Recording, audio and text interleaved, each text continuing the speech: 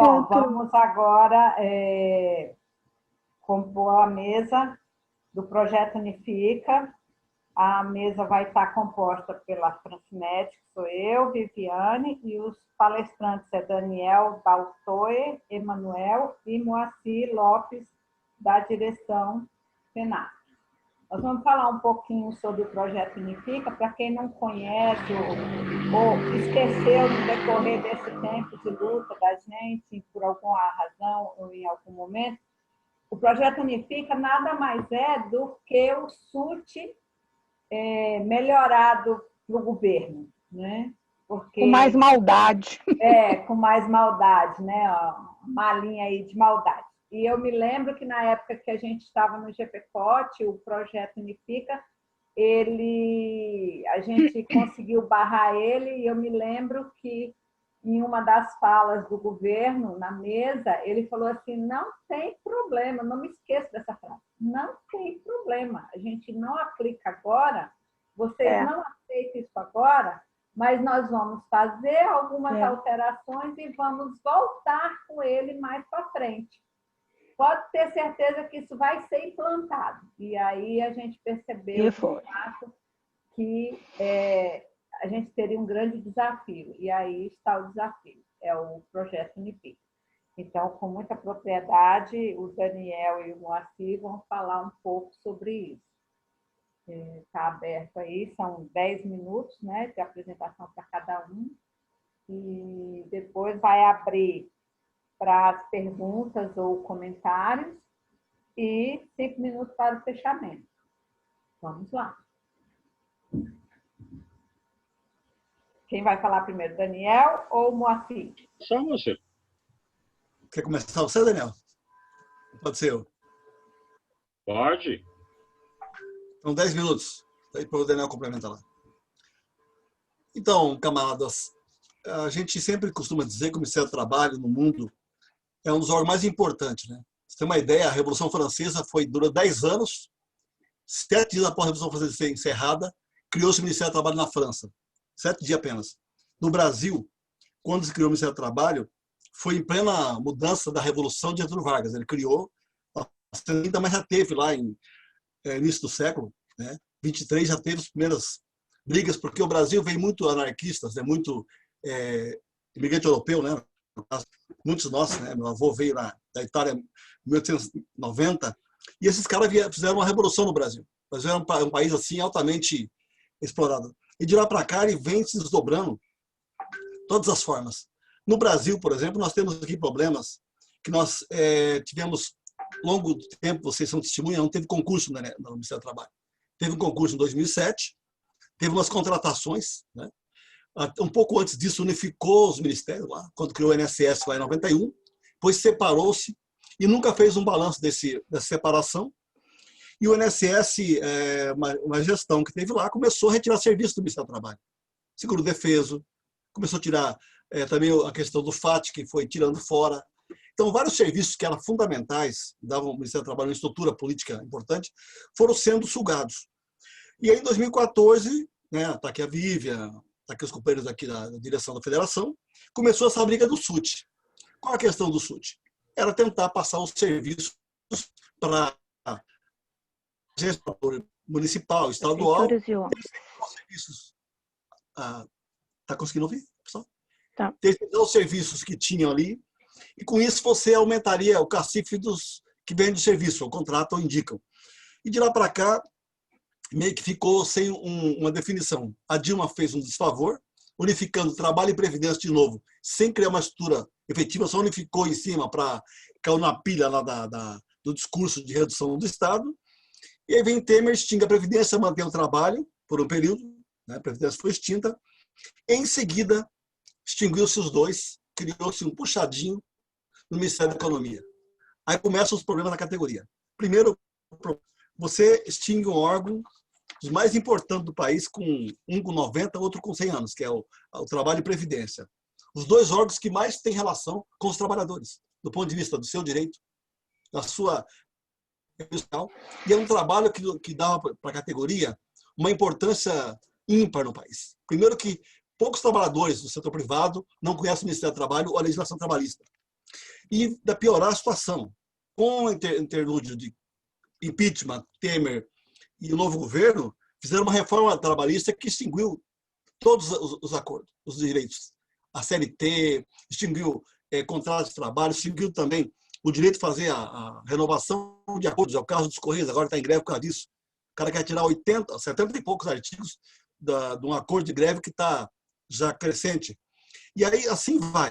E com isso, você começou as pessoas se aposentarem ou sendo devagarinho enxugado, com o tempo. Vai ficando.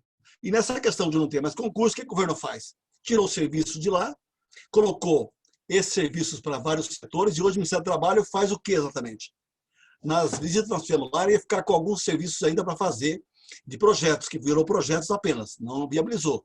Hoje, vocês acabaram de falar aqui mais cedo, a Vívia, a Carmen, as companheiras que falaram aqui, a Francinete, que alguns serviços foram tirados, ficou lá com recurso, ficou lá com esse atendimento emergencial e algum tipo de atendimento ali para fazer. Mas perdeu a capacidade até de fiscalizadora que tinha os trabalhadores do Ministério do Trabalho. Os próprios fiscais hoje estão numa situação difícil. Você pega, fiscaliza, aperta o cerco, reclama para o grupo do Bolsonaro, enfim, a equipe dele, e os caras mandam segurar. É uma situação difícil lá. E os concursos que tiveram ali foi só para fiscal, né, ali, em alguns casos, e não teve mais. E aí, o que faz o governo? O governo já tinha feito lá no tempo passado essa tentativa do SUT. Unificou o Ministério, não deu certo. O SUT não deu certo. Aí o governo, então, começa a trabalhar com uma visão de reformar o Estado como um todo. Como a reforma do Estado como um todo? Primeiro, vamos extinguir os órgãos que nós achamos que não é necessário para o país. Trabalho, cultura, enfim, vários setores. Depois vamos tentar, então, ver como é que aloca esse serviço para facilitar a vida dos empresários, né? O custo do Brasil, que eles falam muito. E com isso, então, eles resolveram apostar um novo tiro, como diz a Jojoy, né? Quando foi lá em 2019, publicou a portaria 1300, que ela, então, teria por objetivo construir uma nova base de atendimento social. Então, seria uma unidade que, em tese, vai integrar estruturalmente o Ministério do Trabalho e o Ministério do INSS, vamos dizer assim. Fizeram o remoto em 16 agências em 8 estados, esse piloto, e aí começa a se trabalhar para construir uma agência, eles deram trocentos nomes, era Agência Federal do Serviço, Agência Social do Serviço, agora Agência de Serviços Geral, e não se sabe até onde vai. Mas o fato é que, por enquanto, só está nos projetos, no piloto, mas avança-se as ideias. Eles trabalham, além dessa questão que está aqui, em fazer uma divisão concreta, colocando numa situação onde vai trabalhar com o público todos os trabalhadores que vão estar lá para fazer vários serviços. A gente até conseguiu uma cópia de uma nota técnica que fala da outra parte da Previdência que eles querem transformar. E com isso, então, eles aproveitaram a aprovação da reforma da Previdência no artigo 9º, que ele prevê criar uma unidade gestora de fundos. E essa unidade gestora de fundos, ela tem por meta administrar todos os fundos próprios de previdência, o regime geral e o que for criado. A intenção do presidente do INSS é ambiciosa, fazer disso um grande fundo de previdência mesmo. Chegaria aí perto de 1 trilhão, um pouco mais de receita para poder operar no mercado financeiro. Até na intenção do presidente do INSS é que o modelo chileno é o que ele quer botar no Brasil. Ou seja, o Chile, quem se aposenta não consegue viver, não comprar comida, água, não pode pagar nada, se suicida. Chile é normal suicidar aposentados. E aí, nessa situação do governo, ele estabelece 2 tipos de trabalho. Um trabalho que vai ficar toda a demanda, em tese, que tiver presencial ou não, para os 2 setores, que é trabalho e previdência, aí não sabemos como é que vai se unificar. E toda a outra parte, que em tese vai mexer com documentos, atendimento, aposentadoria, gestão de fundos, ficaria na unidade gestora. Qual que é o problema essa posição do governo? Primeiro, qual o problema que tem é que você tem um dos órgãos mais importantes desse país. Já foi objeto, todos pós-revolução na Europa, que era feudal, e virou essa mudança, foi com base em acordos trabalhistas, acordos previdenciários, né? Tem greve que teve aí na Alemanha, que um dos acordos do final da greve foi a questão trabalhista e previdenciária. 2 tipos de benefício, que na Europa depois virou o estado de bem-estar social, como diz aqui o companheiro José Campos, o Estado de Bem-Estar Social do Brasil virou uma piada. Teve um pouquinho lá no Getúlio Vargas, que tentou um pouquinho, veio o golpe militar, tirou, voltou de novo na Constituinte e nunca foi cumprido na íntegra. Então você nunca teve direito pleno. E aí vem, na outra ponta da linha, para criar essa confusão toda, a reforma do Estado, a reforma administrativa, que aí sim prevê demissões, prevê fim da estabilidade, prevê contratações sem concurso, prevê que o governo pode, e prefeitos, indicar seus apadrinhados para esses cargos, e nessa mudança que está se colocando aí, põe tudo no mesmo pacote e não se sabe o que vai vir no final dessa amarração. O fato é que o governo mandou isso lá em 20 de julho, e eles têm até 2020 para criar uma unidade gestora, e essa portaria de unificação de agência, essa Unifica, ela ainda não está certo de como faria, por exemplo, os trabalhadores. 2 minutos. Perfeito. Como vamos lotar todo mundo? Como é que vai lotar os trabalhadores que é do Ministério do Trabalho, que é de uma carreira de Seguridade Social, com o do Seguro Social? São duas carreiras diferentes. É possível unificar uma única carreira? E o governo soltou já várias portarias. Uma que permite redistribuição de órgão para órgão sem qualquer parâmetro. Uma que permite que você possa trabalhar à distância. E com isso nós estamos num momento de indefinição. E essa indefinição nós estamos já brigando há algum tempo com o governo para criar um debate sério com os trabalhadores ali e dizer o que quer fazer. Por enquanto, não abrir o jogo, porque o Ministério do Trabalho lá o Blanco, né, que é o nome do secretário, ele não respondeu ainda às demandas. Ela pediu uma audiência com ele, que a ideia era levar as entidades aqui presentes para essa audiência e nesse debate com ele discutir o assunto. Ele não fez. E para nós aqui, que resta mesmo é que nós colocamos aqui até então, é buscar nos unificar com todas as lutas dos trabalhadores, ir para cima do governo de forma organizada para derrotar essa reforma que estão colocadas aí. Todas elas fazem parte da reforma do Estado. É o desmonte. E a nossa parte aqui é unificar a categoria numa luta todos federais. 1 minuto. É isso. E a gente, então, queria agradecer aqui a oportunidade de participar. Vamos estar aqui com vocês mais um tempo aqui. Depois temos uma outra reunião para participar. Mas o importante é que vocês retomem o debate e possamos fazer isso junto com todo mundo para derrotar esse projeto. Muito obrigado. A gente é que agradece, Macedo. Agora, então, Daniel. Boa tarde. Na fala do Daniel, o pessoal se inscreve para as perguntas, tá? Que tem, para debater os assuntos. A mesma coisa do anterior. 8 dos servidores e 2 de convidados, tá? Se não tiver a quantidade de servidores para participar e tiver mais convidados, as vagas ficam, então, para os convidados, tá? Obrigado, gente. Daniel, é contigo. Então, boa tarde para todo mundo que está participando. Eu quero parabenizar a equipe de organização desse seminário. A gente sabe que é muito difícil, né, a gente organizar esses seminários não presencialmente, né? Acho que colocaram na abertura muito bem, estavam planejado para o início desse ano, tinha uma boa participação prevista, né? E tudo se suspendeu por causa da Covid. Mas eu acho que esses canais remotos, né, ajudam também a gente a aproximar, superar as dificuldades e fazer um importante debate como é esse que está sendo proposto aqui. E eu quero começar dizendo que não tem como a gente falar do projeto Unifica sem partir da discussão que nós estávamos fazendo na mesa anterior, que é a discussão de conjuntura, né, para onde vai o Estado. E eu quero chamar a atenção para essa campanha que o governo, a imprensa, deputados, né, a burguesia de um modo geral tem feito em relação à questão da retirada de direitos, a questão desses ataques que estão promovendo, tentando colocar que eles estão modernizando o Estado, estão modernizando os direitos, estão modernizando a legislação trabalhista e os serviços públicos, e dizendo que nós, servidores, nós, sindicatos, não queremos modernização. Né? É óbvio que, diante do avanço, né, do trabalho, é necessário modernização. Por exemplo, a própria lista de profissões do Ministério do Trabalho, onde consta torneiro mecânico, onde consta tanoeiro, onde consta uma série de atividades que hoje não existem mais, não é?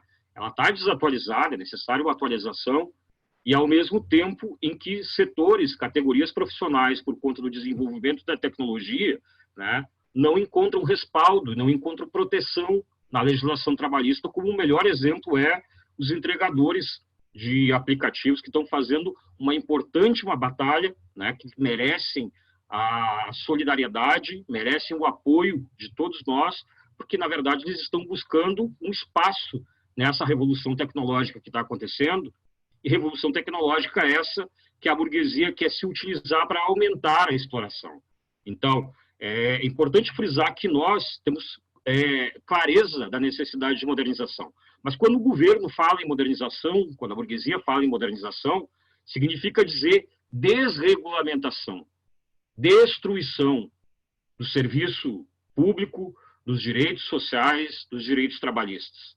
É isso que se fez com a reforma trabalhista, agora aprovada pelo Temer, é isso que vem se fazendo há vários anos, com as várias modificações à legislação trabalhista, retirar direitos, retirar a proteção dos trabalhadores, e isso se expressa na extinção do Ministério do Trabalho, porque, evidentemente, o Ministério do Trabalho existia justamente para coordenar a política de regulamentação do trabalho, ao passo que, quando deixa de existir o objetivo do governo do Estado brasileiro de regulamentar o trabalho, um Estado liberal, como esses governos querem implementar, é óbvio que a estrutura administrativa também deixaria de existir. Então, esse é o marco que está colocada a questão do governo. Não é?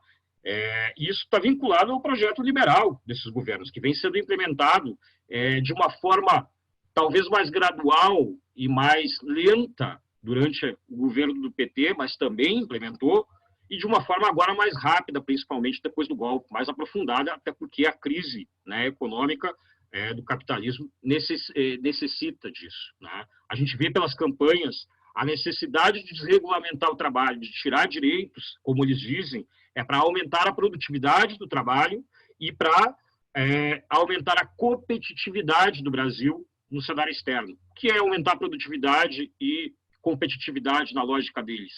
É um trabalho mais barato, é um trabalho mais precário, é um trabalho com menos direitos, com menos salários e com menos... Esse é o objetivo. E essa é a grande batalha que está colocada. E é nesse marco que o projeto Unifica se insere. Porque ele está no marco da própria reforma administrativa, que foi comentada aqui no primeiro ponto, na primeira mesa, não é? E do mesmo modo em que eles tentam colocar a reforma administrativa e as reformas da Previdência, como eles têm feito, não é? Como uma modernização, o projeto Unifica também está sendo apresentado como uma modernização para a população, como uma melhoria dos serviços públicos, dizendo que vão ampliar os espaços, os locais de atendimento da população, vão ampliar, vão unificar os setores, então unificando as agências do INSS com as delegacias regionais do trabalho, teriam mais pontos de atendimento, teriam uma maior capilaridade do serviço público. Mas a gente vai ver que isso é uma grande mentira, porque o grande projeto e o grande objetivo deste projeto Unifica é unificar as agências do trabalho do INSS com vistas à economia de dinheiro, economia de aluguel, economia dos espaços públicos, dos prédios públicos, para poderem vender. Esse é o grande objetivo deles. Por exemplo, em Porto Alegre, aqui, o projeto Unifica, ele está junto, está acontecendo junto com o fechamento de agências do INSS, a unificação dos serviços em praticamente um prédio. Então, tinha uma DRT em Porto Alegre e 8 ou 9 agências, se não me engano, em Porto Alegre. A ideia é que fique um único prédio para atender todos os serviços. E a ideia do governo é juntar todos esses prédios que são públicos, que são da Previdência, né, em grande maioria, ou alugados, alguns, e de vender esses prédios, para fazer economia, para fazer caixa para o governo. Não é? Então, o projeto Unifica acontece com um projeto do próprio governo de fechar metade das agências do INSS, como estavam apresentando até o início desse ano, e substituir tudo isso com atendimentos remotos, com terceirização de serviço, com acordos de cooperação técnica, como eles estão chamando. Ou seja, o cidadão vai ter direito ao serviço através de um advogado que tem um acordo de cooperação técnica ou com sindicato, como uma associação, e, obviamente, vai pagar por esse serviço, porque não vai ser prestado mais gratuitamente. Então, esse é o grande projeto. E, junto com isso, eu acredito, eu não sei, eu não participei de nenhuma reunião dos colegas do Ministério do Trabalho, mas eu acredito que, como nós temos o mesmo secretário especial, né, da Previdência e Trabalho, e nós temos ouvido sistematicamente isso, eu acredito que vocês ouçam também. O governo apresenta toda essa miscelânea e, ao mesmo tempo em que ele pinta os servidores públicos como os principais responsáveis pelo rombo das contas públicas, como a gente tem visto agora, e essa é a principal justificativa da reforma administrativa, né, de dizer que nós somos os responsáveis pelos rombos das contas públicas, o principal gasto que o governo tem é com os servidores, né, ao mesmo tempo que ele diz isso para a sociedade, internamente ele diz que toda essa mudança, essa modernização que eles vão fazer é para valorização dos servidores, valorização que a gente não sabe exatamente como vai vir, uma conversa vazia, são evasivas, né? Concretamente não dizem como é que vai ser essa valorização. E a gente sabe muito bem como é que é isso. Então, finalizando aqui, acho que estou chegando no final do meu tempo, diante desse cenário todo, diante desse debate aí que a gente fez na primeira mesa e agora, né, o Moacir e eu tenho apresentado aqui, nós temos duas grandes tarefas perante a sociedade. A primeira tarefa é uma tarefa macro, que envolve não só servidores nós, do INSS, vocês do trabalho, o conjunto de servidores públicos das 3 esferas, mas a sociedade como um todo. Existe uma crise absurda, tanto política quanto econômica, que não começou agora no Covid. Ela se agravou do Covid, mas ela se arrasta há vários anos. E é necessário que se apresente uma alternativa dos trabalhadores para superar essa crise. É uma luta conjunta. 2 minutos. Envolver com toda a sociedade. É essa alternativa de um país que consiga produzir as riquezas e repartir essas riquezas. É óbvio que tem que ter política de distribuição de renda, mas é necessário também que a infraestrutura do país seja possível produzir essa riqueza e não produzir uma riqueza simplesmente para exportação e para enriquecer, encher os bolsos de uma pequena minoria de capitalistas. Essa é a grande batalha, construir uma alternativa dos trabalhadores, a qual nós temos que fazer junto com a sociedade. E a segunda grande batalha que nós temos que desenvolver, aí sim, entre nós, os trabalhadores da Seguridade Social, sobretudo, é a defesa do sistema de Seguridade Social, de uma previdência, de regulação de trabalho, de uma saúde pública, 1 minuto. uma assistência social pública, não é? E, sobretudo, pela nossa carreira, pelo nosso trabalho, não é? De termos realmente reconhecimento desse nosso trabalho. Esse trabalho, sobretudo, que nós temos que desenvolver de unidade.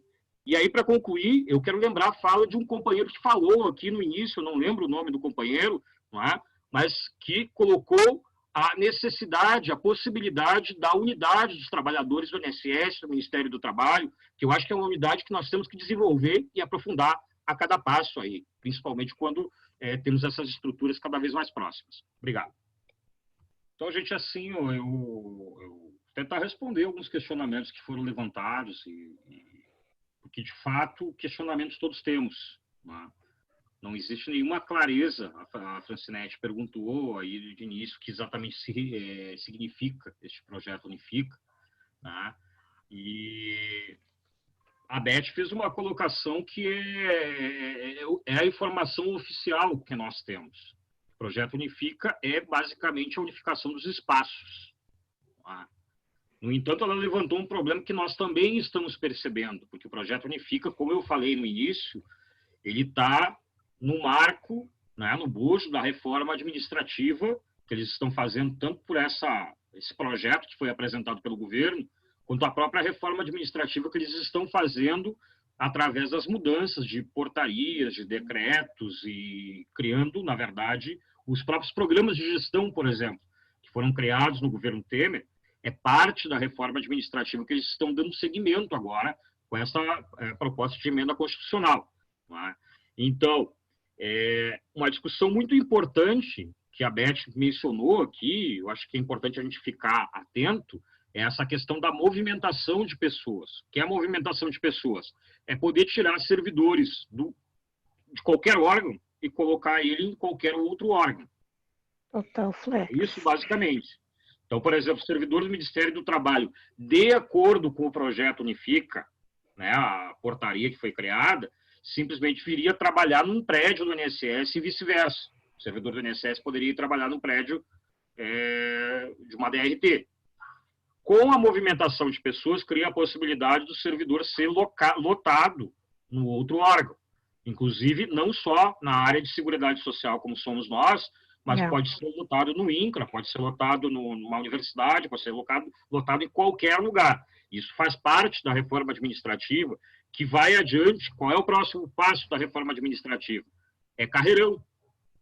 É basicamente essa proposta de emenda constitucional que abre, né, a proposta de emenda constitucional, esse projeto, em 3 passos apresentado pelo governo na semana passada, é essencialmente reduzir o número de carreiras, né, e fazer com que essas carreiras fiquem reduzidas. E como disse o Rogério aí, são 3 contratos. Acaba com o regime jurídico único dos servidores e criam 3 contratos, 3 formas de contratação de serviço público, que é as carreiras de Estado, típicas de Estados, essas sim estratégicas e que não podem ser privatizadas, terceirizadas, não é?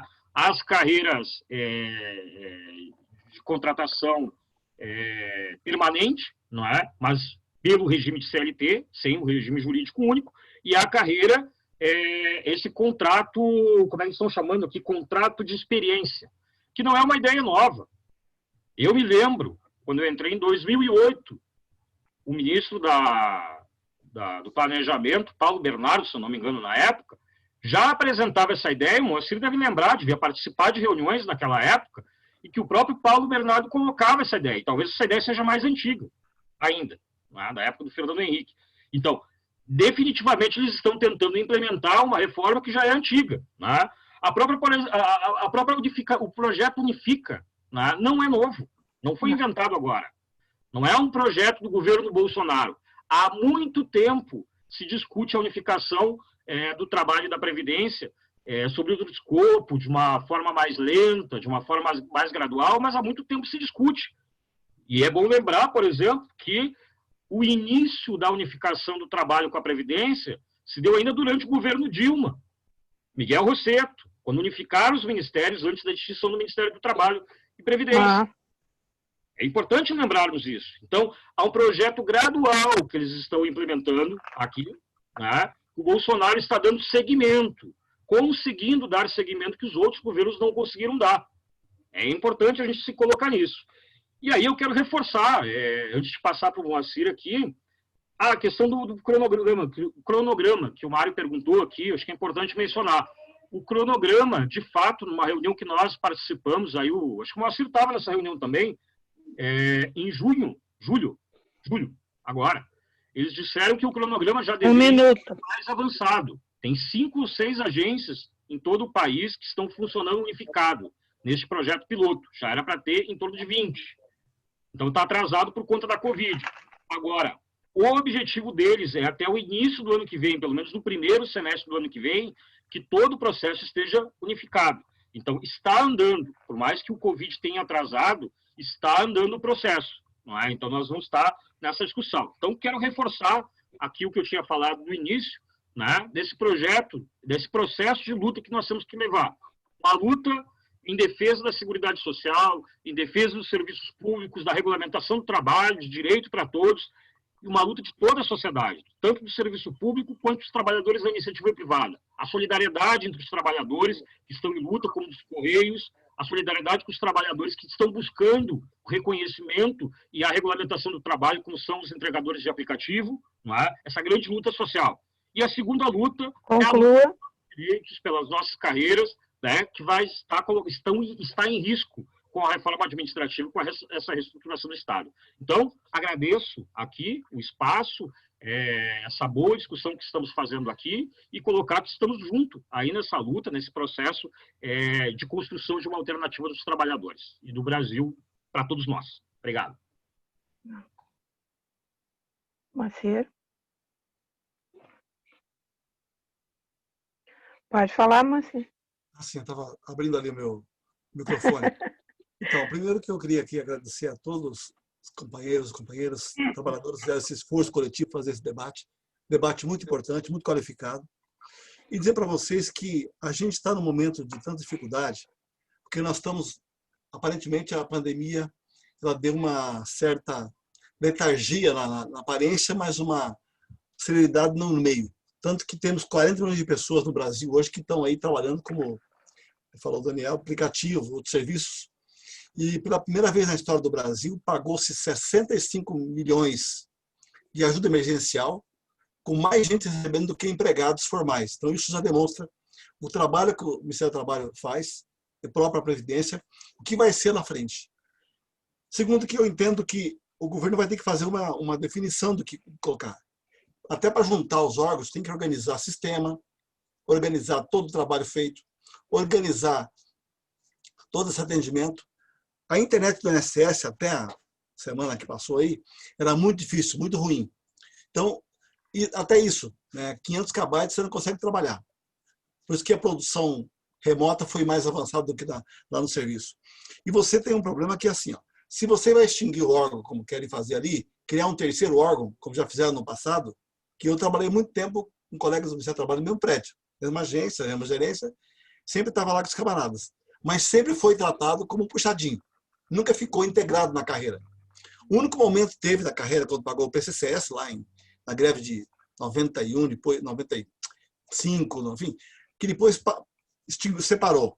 Mas há um problema concreto. O Ministério da Economia tem um projeto, que é o do Guedes, que é retirar todas as conquistas dos trabalhadores, tirar da regulamentação. Como diz o Rogério aqui, a visão dos evangélicos, nesse caso ali, é o seguinte: se você tem muito empreendedor, ele vira um financiador da igreja, vira uma espécie de uma corrente da felicidade. Tanto que as igrejas, quem não sabe aqui, tem um plano de previdência chamado Bemprev, que tem todos os pastores deles são pagos esse plano, porque o pastor sabe que ele ganha um pouco mais lá nesse plano e ele não quer aposentar pelo regime geral naquele plano. Ele paga um pouquinho só e paga o Bemprev. Então os caras fazem da igreja uma mercadoria, né? E nós aqui estamos com um problema assim, ó, como fazer o governo nos ouvir? Concordo com a proposta feita pela companheira Carmen de fazer um documento aqui das entidades, quando CEF, chamar lá os outros sindicatos do CNPSS, e para cima do governo cobrar mesmo essa posição. Infelizmente, para nós, a pandemia não permite que você faça muita atividade presencial lá. Pode até fazer atos, protestos, mas não de você dar uma cobrada firme. Que um ato de firmeza na porta, você empurra os caras para receber na marra. Agora, o que faremos nós após isso? Talvez buscar aí um debate com a frente parlamentar em defesa do Serviço Público Federal, um debate também com os deputados da minoria para discutir um pouco sobre isso, levar esse debate para lá e, junto com eles, dar uma prensa no governo, que com certeza esse debate vai continuar. E para nós que estamos aí na situação de atendimento, é uma situação seríssima. As agências do INSS feitas novas aí, ela não comporta muito mais gente do que esse processo está dado. E não tem dinheiro para reforma. Tanto assim que tem hoje, um exemplo concreto, para a reabertura. Aqui no estado do Paraná, nós temos aqui de 80 PS, só 16 pode abrir por falta dessas condições materiais. Então, imagina o caos que vai ser Brasil afora. Imagina o caos que vai ser botar todo mundo no Ministério do Trabalho e Previdência num lugar sem condições de trabalho. Essa é uma demanda difícil. Então, vamos construir aqui essa nossa cobrança, fazer o documento e vamos buscar esse enfrentamento. Unificar com todo mundo que querer fazer esse enfrentamento. E para finalizar mesmo, as centrais cometeram um erro de não defender o Ministério do Trabalho e o Ministério da Previdência. Cometeram um erro. Mas agora vamos ter que buscar e correr atrás, fazer uma nova reforma da Constituição e derrotar esse projeto aí primeiro, claro. Uma reforma depois, como fizemos lá em 88. Vamos ter que mudar muita coisa. Então, muito obrigado a todos e todas. Nós temos uma reunião agora com o pessoal da Bahia aqui, antes da audiência com o presidente. Eles estão me chamando aqui. Eu vou pedir para me retirar aqui. Vocês continuam o debate ali. Manda as demandas lá, que tem diretores, né? Que a gente vai encaminhar coletivamente. Eu acho que esse é o caminho. Ok? Muito obrigado, companheiras. Companheiros. Nós é que agradecemos.